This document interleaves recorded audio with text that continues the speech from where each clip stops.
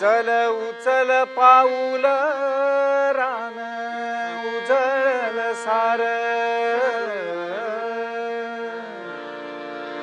नव्या जोमान फिरल नव्या पहाटच वार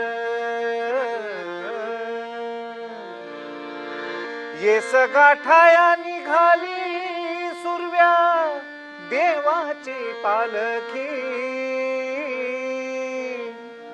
शिळ घालत चालल चार दिशांच भोईर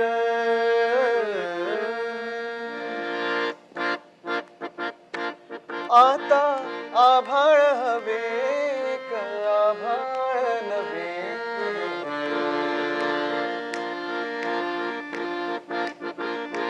आता आभाळ हवे आभाळ नव्हे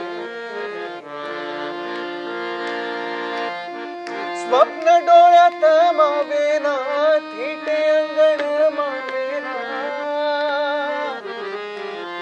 स्वप्न डोळ्यात मावेना थिटे अंगण मावेना वेध लागले दिशाचे पंख काबूत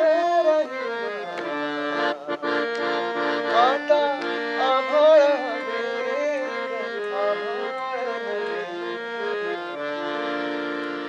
आभाळ नव्हे आपल्या दिवाळीच्या खास कार्यक्रमाची सुरुवात एवढी सुरमई झालेली आहे. त्याचं कारणही तसंच आहे, कारण 18 नोव्हेंबरला पाऊल वाट हा एक नवीन सिनेमा आपल्या सर्वांसमोर येतोय, सर्व रसिकांसमोर येतोय आणि त्यासंबंधीच बोलायला आणि ह्या दिवाळी आपली जी साजरी होतीये, सगळीकडे आता दिवाळी साजरी केली जाते आणि ही दिवाळीच अशी सुरमई साजरी करायला पाऊल वाटचेच निर्माते आणि संगीतकार नरेंद्र भिडे, गायक स्वप्नील बांदोडकर आणि गायिका विभोरी जोशी आपल्याकडे आलेले आहेत. सर्वांचं स्वागत आहे IPL लोकमतमध्ये आणि सर्वात पहिले तुम्हाला सगळ्यांना दिवाळीच्या खूप खूप हार्दिक शुभेच्छा. ही दिवाळी आता सुरुवात झालेली आहे आणि दिवाळी नंतर 18 नोव्हेंबरला पाऊलवाट येतोय, म्हणजे खऱ्या अर्थाने तुमची दिवाळी खूप मोठी आहे नरेंद्र भिडेजी. त्यामुळे तुम्हाला काय वाटतं, हा सिनेमा तुम्ही स्वतः निर्मिती पण करताय या सिनेमाची, हो, एका गायकाचं स्ट्रगल आहे या सिनेमामध्ये, हो, ही निर्मिती मुळात पहिल्यांदा काय करावीशी वाटली? कारण कोणी निर्माता यासाठी तयार होत नव्हता की तुम्हाला असं वाटलं की एका गायकाचं स्ट्रगल आहे, आपले स्ट्रगलचे दिवस आठवत होते, त्या सगळ्या गोष्टी बारकाव्या तुम्हाला आठवत होते म्हणून तुम्ही ही पाऊल वाटलं, हे पाऊल उचललं? हो, झालं असं की पहिल्यांदी ही फिल्म म्हणजे मी निर्मिती करत नव्हतो, मी नुसता संगीतकार असणार होतो. तर आदित्य इंगळे म्हणून जे आपल्या फिल्मचे दिग्दर्शक आहेत ते दिग्दर्शन करत होते आणि आम्ही एकत्र बरेच याच्या आधी काम केलेलं आहे. त्यामुळे हे ठरलं होतं की मी म्युझिक करायचं. काहीतरी बोलणी फिसकटली आणि मग निर्मात्यांचं असं झालं की ते नाही करत आहेत. मला ही स्टोरी इतकी आवडली होती. मुळात हे नाटक एक जुनं नाटक, पाहुणा म्हणून अभिराम भडकमकरचं गाजलेलं नाटक आहे. त्याच्यावर प्रशांत दामले आणि म्हणजे प्रशांत दामलेचं अगदी पहिल्या नाटकांपैकी, तर त्या नाटकावर बेस्ड ही स्टोरी आहे. थोडेसे चित्रपटाच्या दृष्टीने काही बदल केलेले आहेत. तर मला हे स्क्रिप्ट एवढं आवडलं होतं आणि परत म्युझिकल होतं, माझा आवडता विषय होता आणि त्यामुळे मी ठरवलं की आपण आता निर्मिती करायची. दुसरं एक कारण असं की पुण्यामध्ये स्वतःचा स्टुडिओ होता, तिथं सगळं पोस्ट प्रोडक्शन युनिट माझं होतं आणि जेव्हा स्टुडिओ केला त्यावेळेलाच असं डोक्यात होतं की जर का जोपर्यंत इथं चित्रपटाची निर्मिती होत नाही तोपर्यंत या स्टुडिओचं फुल युटिलायझेशन होणार नाही. त्यामुळे ह्या दृष्टीने सर्व विचार करून मी हे पाऊल वाटेचं पहिलं पाऊल टाकलं, म्हणजे धाडस करून असं आपण म्हणूया. एक गायकाचा स्ट्रगल आपण म्हणतोय की याच्यामध्ये जे कॅरेक्टर सुबोध भावे सिनेमामध्ये करतोय. हो हो, आता आपण सुरुवातीलाच गाणं ऐकलं, एक आभाळ नव्हे, स्वप्नीलने गायलेलं गाणं आहे ते.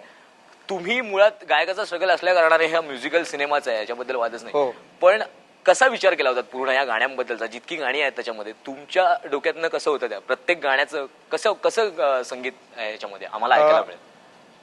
एक तर म्युझिकल सिनेमा आहे त्यामुळे पहिलेच आमचं ठरलं की वेगळ्या प्रकारची गाणी यावीत, हे त्याच्यात एक गझल यावी. कारण एक जो थ्रेड जो नाटकामध्ये नव्हता, जो नंतर चित्रपटात ऍड झाला, तो एक सारंगियाचा भूमिका आहे जी किशोर कदमनी केलेली आहे आणि त्याची एक वेगळी स्टोरी आहे. ती थोडीशी उर्दू किंवा तो एक गझल, त्यामुळे सीमादेव पहिल्यांदाच मोमेडियन काम करतात आणि ते गेस्ट अपीअरन्स आहे त्यांचा आमच्या पिक्चरमध्ये, तर त्यांच्या तोंडी ही गझल आहे. तर ही गझल आहे, एक रॉक गाणं आहे आणि स्वप्नीलची 2 गाणी आहेत. एक अवधूतचं अत्यंत धमाल असं उडनछू म्हणून गाणं आहे. वेगवेगळ्या प्रकारची गाणी असावी आणि ओव्हरऑलच सगळं असं ठरलं असं होतं की हा सिनेमा एक क्लीन सिनेमा असणार आहे. याच्यामध्ये कुठं धांगडधिंगा नाही, मारामारी काही नाही. It's a completely emotional story जी प्रत्येकाला आणि विशेष करून माझ्या किंवा स्वप्नीलच्या पिढीतल्या माणसांना ज्यांना आपलं लहानपण आठवत आहे, आपल्या लहानपणाच्या ज्या व्हॅल्यूज आपण त्या काळी बघितलेल्या होत्या, आपल्या आजी आजोबा किंवा आणि आता जे आपण मिस करतोय, तर ते ह्या चित्रपट बघताना हे सगळेजण एन्जॉय करतील असं मला वाटतं. मन माझे मन माझे मन माझे मन माझे सैर भैर भरारी विना नको नको झाल्या जुन्या पाऊल खुणा दूरवर माझी नवी चाहुल माझे स्वतःस भेटाया मन आतुर माझे मन माझे मन माझे. तुम्ही रोज म्हणजे गाणं हे करत असता, रेकॉर्ड करत असता, अनेक धावपळीचं संगीत झालेलं आहे असं लोकांचं म्हणणं आहे. अशा वेळेला असे जेव्हा सिनेमे तुमच्याकडे येतात आणि याच्यात मुळात तुला असं विचारायचंय की स्ट्रगलची कहाणी, गायकाच्या एका स्ट्रगलची कहाणी, हे दिवस तुला आठवले जेव्हा हा सिनेमा तुझ्याकडे आला गाण्यासाठी किंवा जी स्टोरी तुला ऐकवण्यात आली, असं वेगळ्या प्रकारचं संगीत जेव्हा येतं तेव्हा खरंच बरं वाटतं स्वप्नील? खूप छान वाटतं, कारण अशा प्रकारचं संगीत हल्ली गायला मिळत नाही. कारण नरेंद्रचं खरंच कौतुक आहे की त्यांनी प्रोड्यूस पण केलाय सिनेमा आणि संगीत त्याचं आहेच. पण खरं गोष्ट सांगायची तर नरेंद्रचं गाणं गाताना आम्हाला जरा टेन्शन येत असतं की आता हा काय देणार आहे गायला. पण ह्यावेळेस त्यांनी गाणं मेल केलं मला आधी आणि मी ते ऐकलं, थोडासा अभ्यास केला आणि मग रेकॉर्डिंगला गेलो.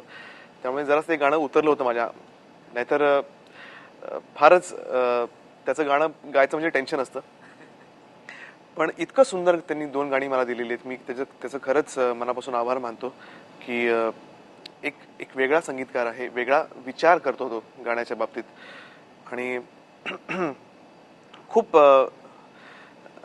रिफाइंड आपण म्हणतो ना त्याचं म्युझिक आहे आणि त्याच्या मागे त्यांनी किती विचार केला असावा हे गाणं ऐकल्यानंतर आपल्याला कळतं. नरेंद्र भिडे संगीतकार म्हणून कसा आहे की त्याच्यामध्ये काय वेगळेपणा आहे असा जो इतर संगीतकारांमध्ये तू बघितला नसेल, किंवा या संगीतकारामध्ये तुला काय वाटतं? तुझं काम जास्ती आहे त्याच्याबरोबर, तुला काय वाटतं? हो, म्हणजे मी सांगेन की मी सुरुवात केली जेव्हा गायला, तेव्हा प्रत्येक गायकाला एक जी ओळख मिळायला लागते, ती पहिली ओळख मला नरेंद्रच्या अवंतिकामुळे मिळाली आणि तेव्हापासून मी त्याकडे बरीच गाणी गायले. आणि स्वप्नील म्हणाला जसं की नरेंद्रकडे गायला गेलं की एक खात्री असते आपल्याला काहीतरी मला तरी खूप वेगळं शिकायला मिळणार आहे.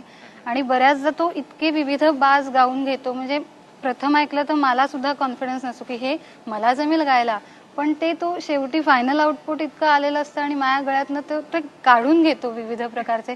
म्हणजे आतापर्यंत मी जे काही वेगवेगळं प्रायोगिक वेगवेगळे गायले ते मॅक्सिमम नरेंद्रकडे गायले आणि त्याच्यामुळे मला कॉन्फिडन्स आला की मी विविध प्रकारचं गाऊ शकते. तर संगीतकार म्हणून खूप ग्रेट आहे. या सिनेमामध्ये मुद्दामून तुम्हाला आशाताईं बरोबर काम करण्याची संधी मिळाली. आशाताईंनी तुमच्या या सिनेमामध्ये हे गाणं गायलं, तो एक्सपिरियन्स कसा होता? ज्या वेळेला चाल झाली त्याच वेळेला मी ठरवलं होतं की आशाजीच गाऊ शकतील, बाकी कोणी नाही.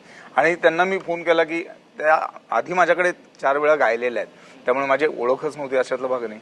त्यामुळे तशी थोडीफार ओळख होती आणि त्यामुळे मी त्यांना म्हणलं आशाजी तुमच्याकरताच गाणं केलंय आणि तुम्हीच काही झालं तरी गायचंय.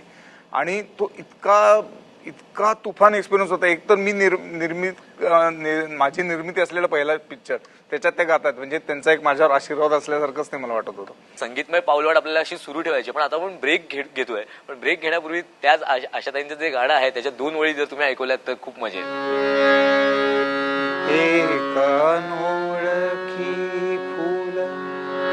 झुले माझ्या वेलीवर एक अनोळखी फूल, झुले माझ्या वेलीवर माझे कुतूहल जागे, त्याची निज